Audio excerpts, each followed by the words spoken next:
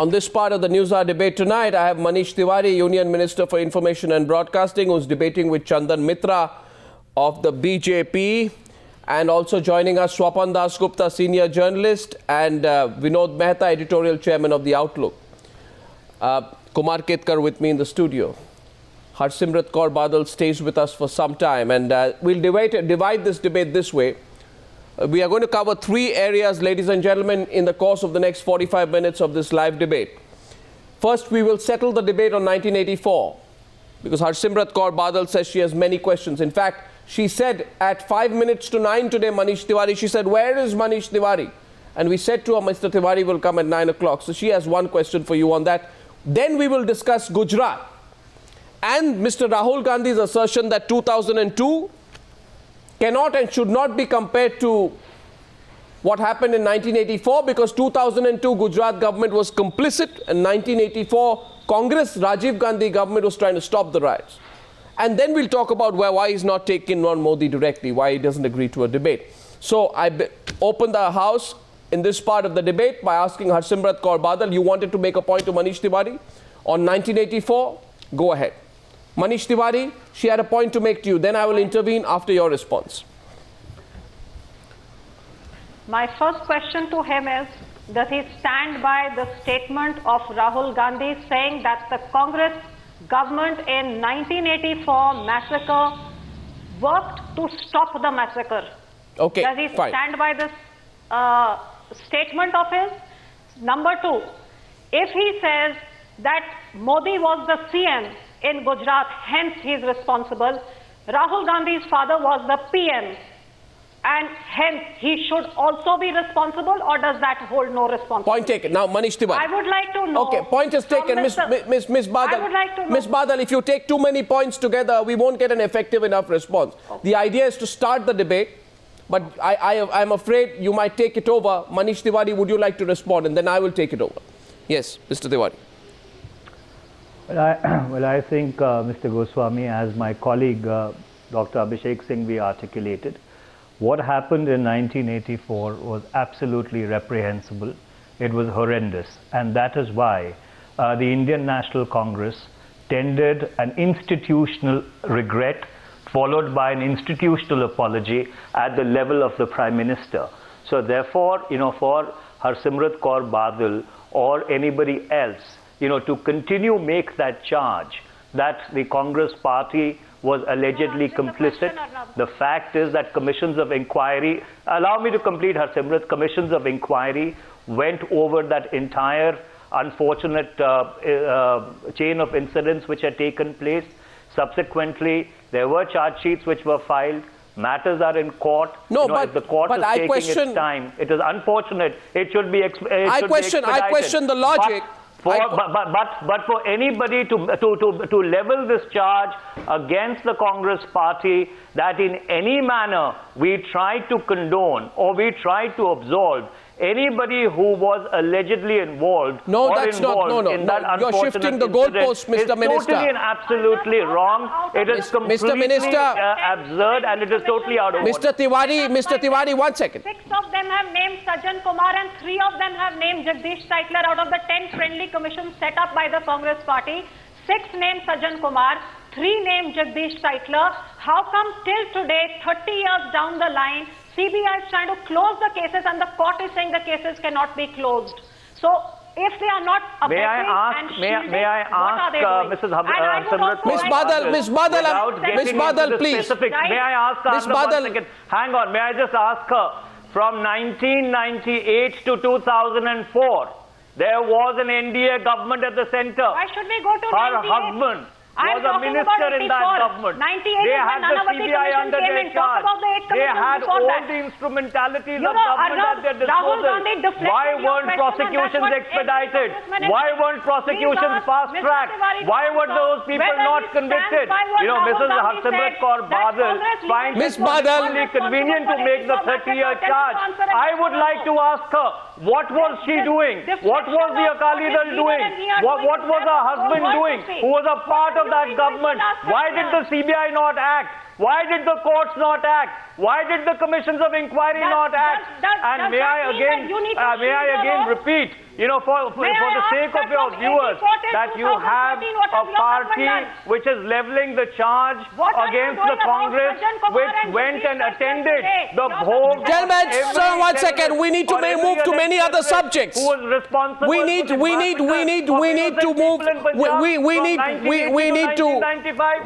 So therefore, this charge does not lie. Miss Badal, now please. Miss Badal, please hold yourself for a minute. Hold yourself for a minute and let me hold the debate. You know, no civilized society can tolerate now, this. Mr. Tewari, their processes. But for Mr. them Tewari, to make this charge after having been in government for 6 years, I don't think Mr. Tewari, it is populism and it is politics and it is cheap politics at its best. Mr. Tewari, populism and politics. Miss Badal, 1 second, hold yourself, Miss Badal. Hold yourself, Miss Badal. In this part of the debate, and I'll let you come in, because I know Manish Tewari has attacked you directly, and he has said, and don't respond, he has said your husband was a minister in the NDA government. Why didn't you move the processes? Then you have a right to respond, because he's taken you on directly. But, Mr. Tewari, as I also invite Chandan Mitra and the other panelists into the debate, the clear and effective counter to you, Mr. Tewari, because you say Manmohan Singh apologized for the riots in 2005. Yes, he did. But doesn't the admission by Rahul Gandhi, nobody else, Rahul Gandhi, he admits probable involvement of congressmen in the 1984 riots. He says so in the interview. It makes the need for an apology now all the more compelling. Mr. Goswami, it makes it compelling, he admits. Now allow me to come back. I thought you let Chandan Mitra in. The fact is that Mr. Gandhi stated something which is the obvious. You know, after all, cases were filed against certain Congress leaders. Those cases are still going on in courts. So therefore, if complaints were filed, I don't understand this logic. Translated into charge sheets, those charge sheets are being adjudicated in courts. Then for Mr. Rahul Gandhi to say that no congressmen were allegedly involved, you would have turned around and said that Mr. Rahul Gandhi is lying.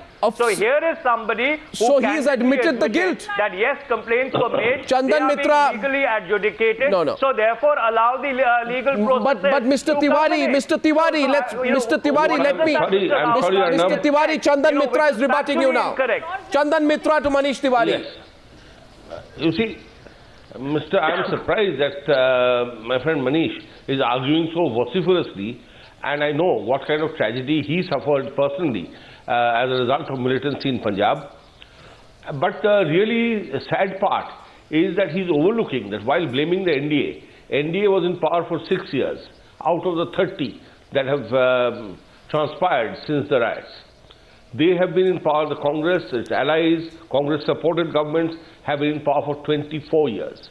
And yet, all those accused of leading the mobs with cans of petrol and kerosene, throwing burning tires through the necks of Sikh community members, razing their shops and houses to the ground, they are roaming scot-free. They were reinstated as ministers when the party came back to power in 2004. Oh, yes. And look at the legal process in Gujarat. In Gujarat, ministers who were ministers at the time of the riots, have been sentenced to life imprisonment. The legal process has really moved fast track.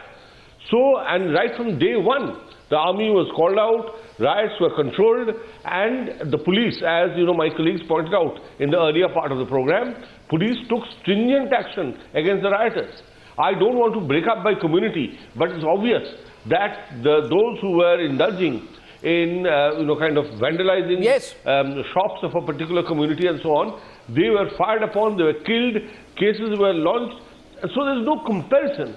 And how Mr. Rahul Gandhi could make this absurd claim that in '84 that his government moved fast. Why did he not apologize? Simple, you know. No, Manish Tewari. I find this strange. No, 1 second. I want to get Swapan Das Gupta and Vinod Mehta. 1 second. Manish Tewari, I'll come to you. Argument. 1 second. Arnab, allow me to rebut the extremely sanctimonious argument which has been made by my very esteemed colleague, Mr. Chandan Mitra, for whom I have great respect. Let us rewind back to 2002. You know, if the police had really been active, how did the riots continue or the program continue for 4 months? Why did the former Prime Minister, Mr. Atal Bihari Vajpayee, have to remind the Chief Minister of Gujarat that he has to follow Raj Dharma?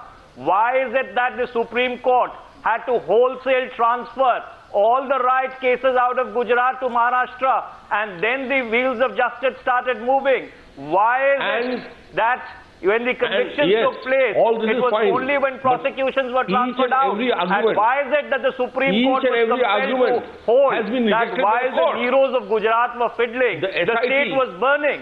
All this is also a fact. You know, in one particular incident, they can say whatever, SIT has come but the to a fact is that each and every case has been virtually that the entire program in Gujarat took place, unfortunately, on the watch of their Chief Minister, who's their Prime Ministerial candidate now. I think the Bharatiya Janata Party, by trying to make this very sanctimonious argument, only ties itself up in knots. I'm sorry to say, Mr. Tewari is a lawyer by training, and he knows that cases that were thrown out of Gujarat or the cases that stayed inside, the Supreme Court directed investigations through the SIT. Nothing, not one thing, has indicted Mr. Narendra Modi. So he has no business kind of, pointing out to things that are history, and the courts have rejected them. Swapan Das Gupta, I have no respect for the court. Swapan Das Gupta, were you convinced? Are saying nowadays. Okay, 1 second. No, 1 second. We have to get the others into the debate.